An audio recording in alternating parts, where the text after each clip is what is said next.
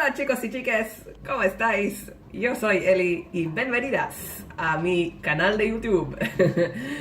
Hey guys, how you doing? So, hi, my name is Eli and this is like my 1000 testosterone update video.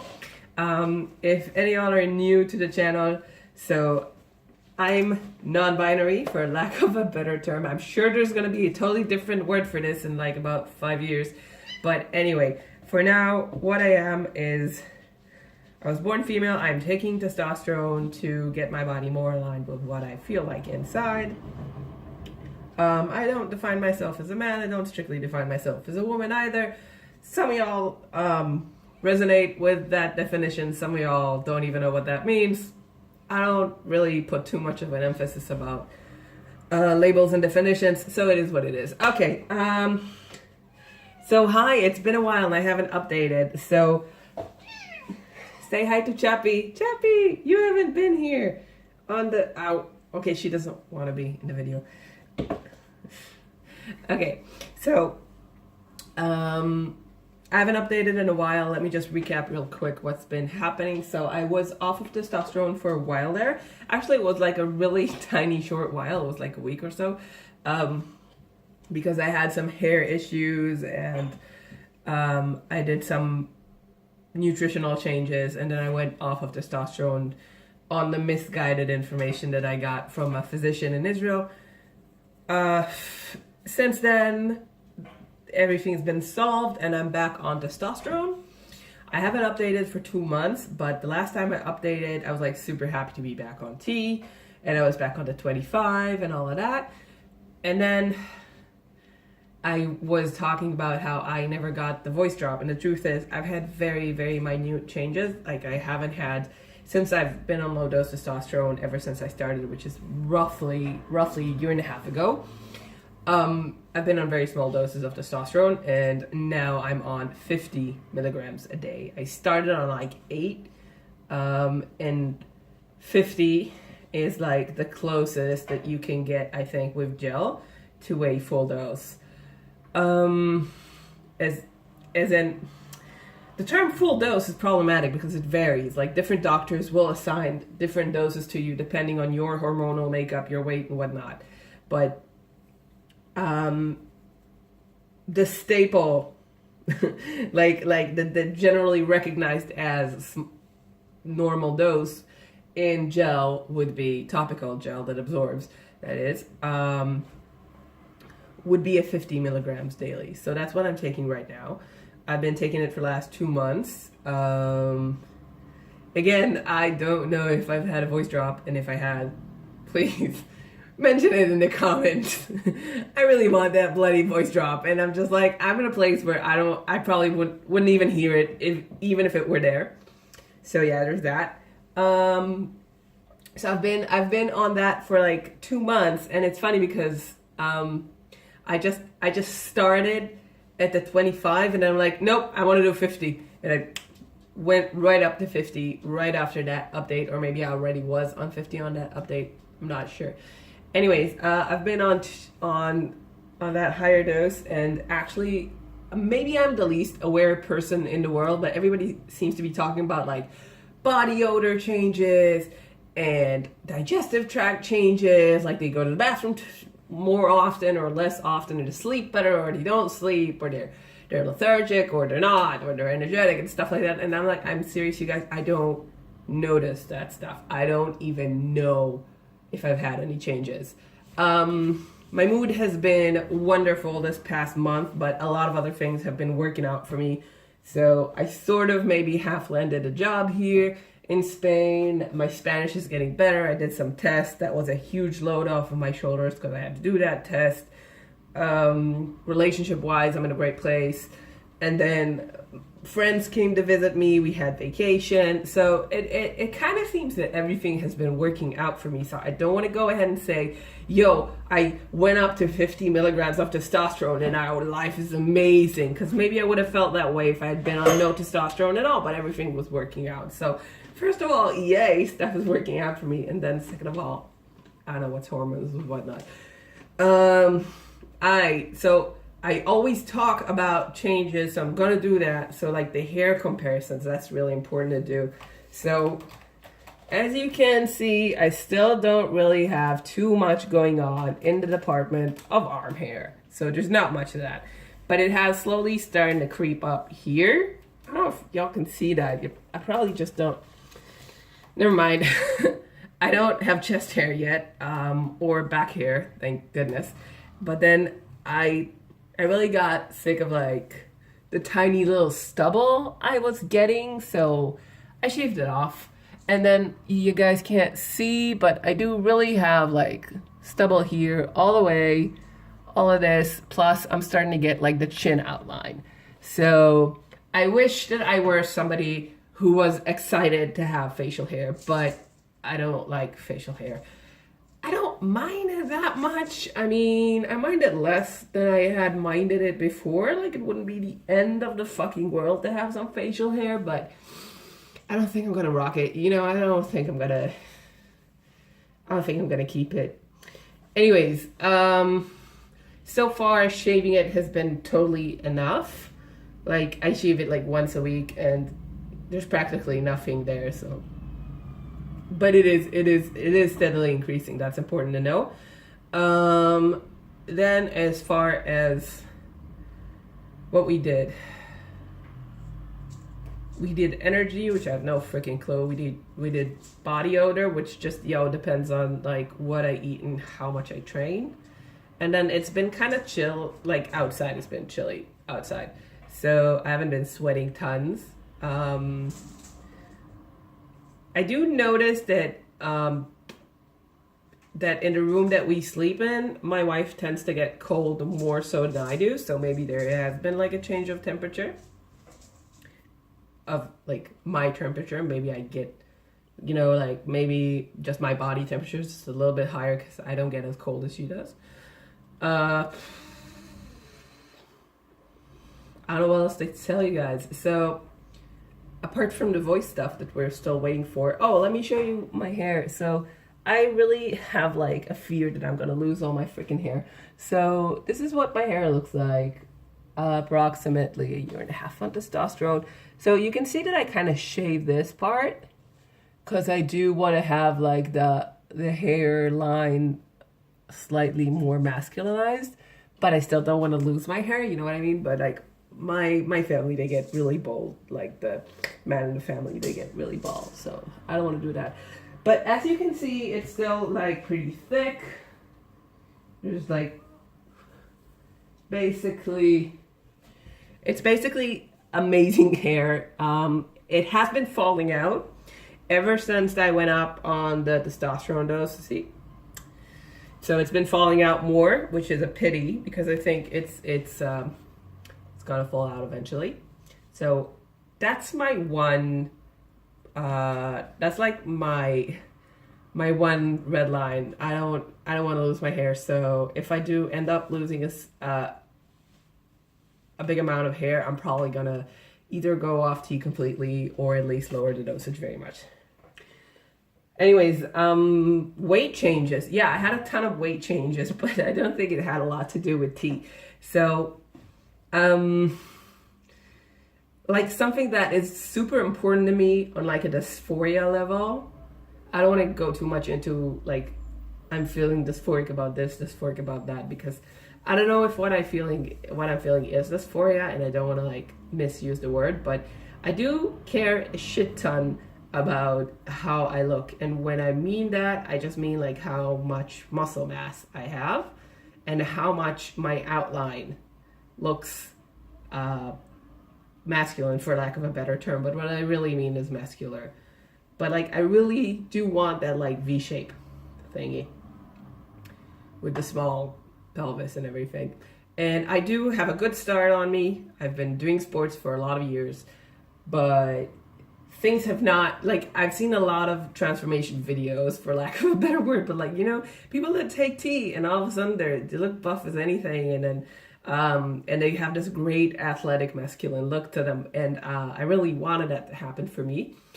And then up to a certain level, like we all have our, as non-binary people, we all have like where we'd like to be on on the continuum of male to female, and then never mind, you get my point. So I wanted to look a little bit more athletic and fit. And I kind of thought that if I just kept doing the sports that I was doing and just taking testosterone, that's pretty much going to happen by itself. And it hasn't happened by itself in the last year and a half. So I really took it to heart to make some nutritional changes, because I've always been like pretty cool on the training part. Like, I like to train. I train a lot of different sports. I enjoy training. That's not my problem. Like, my problem strictly was that I never cared too much about what I eat, in the sense of like what kind of foods I eat, what kind of amounts I eat, like calories. I never bothered. Like, it just always sort of worked itself out, and I was okay. You know, I was never overweight. So, but now I know that I have a good amount of muscle on me, but I kind of wanted to show more. So for anybody out there that's like me, that's on testosterone, kind of hoping to get that more athletic look, dude, I'm so sorry from the depths of my heart, but it's gonna take more than just going to the gym or doing your favorite sports. Because it sucks, okay? Maybe it's because I'm 30, maybe it's because I'm not a beginner, but it really, like, I didn't have that, like, crazy muscle explosion that you see in all the transformation videos. So, anyways, I took it to heart and I started eating better. And what I did was I totally cut off, like, everything for a week, and I just had like this plant diet. It was also kind of a detox thing. And then I started putting things back in my diet, and I kind of realized that I was happier not eating meat and definitely not eating dairy. So now I'm basically eating a lot less animal-based products, and it's actually making me feel great. So if anybody is really like tired and miserable, I suggest you just stop drinking coffee and eating animal products for a week and see how you feel about that. But that's just my personal experience, and I'm no nutrition expert, so do your own research. You know, like, I don't want to give half-assed advice. I just want to say what I've been doing. So doing all these nutritional changes, my weight kind of went down, and then we had like a week's vacation. Look at that, she's playing with like the rainbow magnet that we have on the fridge. That's hilarious. She literally never ever did that. It's just for the video. I put her up to it for the video. Yo, Chappie, keep doing that. That's pretty cool. Anyways, yeah, so my weight went down and the tea went up, but then we had like a week of vacation that I was, eating like you do on a vacation. So like the tea level stayed up, but my weight went up. So I don't want to say anything about like starting a higher dose and then gaining or losing weight, because I'm afraid that it's not entirely connected. I have to say that as far as appetite goes, like, am I hungrier or not? My God, I mean, like, to notice these things, I kind of feel like you have to hold everything else constant, and nothing has been held constant in my life in the last month. Like, everything changes. I moved from one country to the other, and then we had a period of regular, like, habitual living, and then we had a week off, and then my friend came, and we ate stuff that you eat when you're on vacation, and then the tea goes up and down. Anyways, I can't say anything for sure. Oh, shirtless time. Okay. So I found this in the street, by the way. So this is me right now. So I don't know. Yeah, these pants are pretty tight, so that's cool. So I don't know, like, let's flex a little bit. I think I may have kind of lost a little bit of the muscle that I had on my arms, because like I had a small injury in my wrist. So that's also changed. Like, I couldn't train as regularly as I wanted to because of the vacation and because I hurt my arm, and then I couldn't like do push-ups, and I couldn't do like pull-ups as I normally do, and I couldn't train like some of the circus stuff that I do, and I had to do other stuff. So I ended up doing a lot more cardio this month, and then a lot more of like the muscle stuff. But then I also took an interest in squatting and deadlifting, so I may have done some more back workouts. Then it's a mess, y'all. It's a real mess. Anyways, yeah, I'm okay with with where I'm at. I'm probably gonna, talk about that some more later. But that's as far as like I guess physical stuff goes. I do want to say one more thing is that I kind of decided, somebody asked me in the last video, like, you want the voice change, but it doesn't seem to happen to you. Why don't you just take shots? And I'm like, yeah, I'm probably going to take shots. It's just that, first off, it's a big deal, And then I kind of want to give my mom an opportunity to see me once or twice more on testosterone before I take shots, because I think with her living on a different continent and seeing me only once in a couple of months, like the changes that are minor for me might come as kind of bigger to her. So I kind of want to see her now. She's coming to visit in a week, and I just want to see like how she takes it in. And then the other thing is that I really don't want to lose my hair. And then there's the fact that we have a trip coming out to Russia in the summer. So that's a few months from now. So if I started taking shots of testosterone right now, and I'm sort of at the point where I'm super androgynous, which would make me basically very happy. But to be at that point and make a trip to Russia to meet my wife's family. So make a trip to Russia. I don't know if it's clever, like Russia they have their own thing going on, and I've heard a lot of like scary things about like the levels of homophobia, transphobia, and all of that in Russia. So, maybe I'm gonna do it afterwards. If I do it, I'm gonna do it after the summer, when I've already been to Russia and came back. So, even though there's basically not a whole bunch of stuff that would make me happier than just stick a needle in my ass and see my voice drop tomorrow. Probably gonna wait with that for a little bit longer.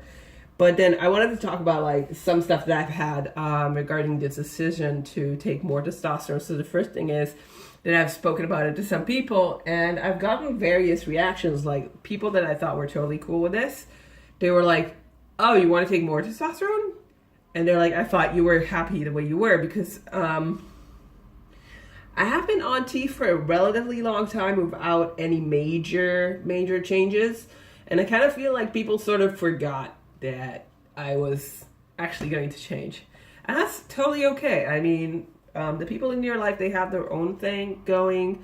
They have their idea of you, opinion of you, and it might not suit them that you change it, So I get it. And then there's also like, for example, if you're dating and your spouse is strictly a lesbian, so she might have a problem with that because she defines herself as a lesbian, and maybe you crossing a line between feminine and masculine kind of makes her feel like she's dating a man all of a sudden, or you're in that gray zone where she doesn't know what she's dating, and maybe that's great for you to be there, but she really wants to be like defined as a lesbian and needs like a partner that is going to be defined as a woman for that.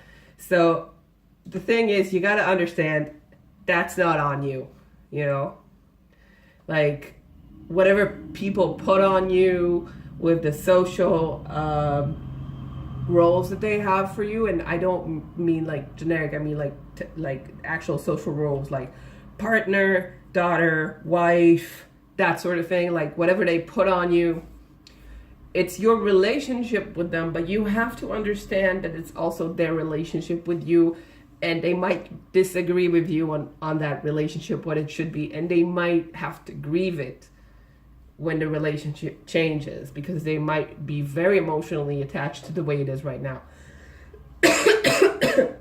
And even if it's like super healthier for you to go ahead and make your change and become the opposite gender, or become a gender in between or something like that, even if it's perfectly the best idea for you, it might not be easy for them, and it might cost them, you know? So, I mean, like, emotionally, it might be hard for them. So, there's that. Which isn't simple, you know? You have a conversation with someone that's close to you and you think you're super on board, and then it turns out that they're super on board, but they just didn't expect the board to go that far. So you gotta think about that, and you gotta reevaluate that as it goes. As it goes, it's one more reason why I really like to have things change very slowly. Because I think it really lets people adapt, and, you know, the more time you spend with something, the more natural it seems to you, and the more overnight the change is, the harder it is on you. So for me and for everyone around me, I'm going very slow. Okay, and then what else? I bought new binders. Yeah, because like this binder that I have, I gotta show it again. So this binder that I have, it doesn't bind very well anymore. I mean, it used to bind perfectly, but now it's like kind of loose. Plus, like, all the material is like, it's basically like, it's destroyed. I've destroyed this binder. What happens is that I've worn it for like the most of last year. That I've spent more days wearing this thing than I've spent not wearing it. So I've basically eaten through the entire fabric of the thing. So I got some new ones from GC2B. Always GC2B. They're like the best binder company for me. And they're trans owned and they're trans oriented. Like, they're not compression shirts for men, you know, and I find their extra large binder to be exactly my size, and I just love them. They are fucking expensive though, and I wish they weren't. Anyways, I got a bunch of them, and I might, if they come in the mail, I might make a video about that. That they just, if they arrive and I'm super happy about it and I have the time, I might make it. And then,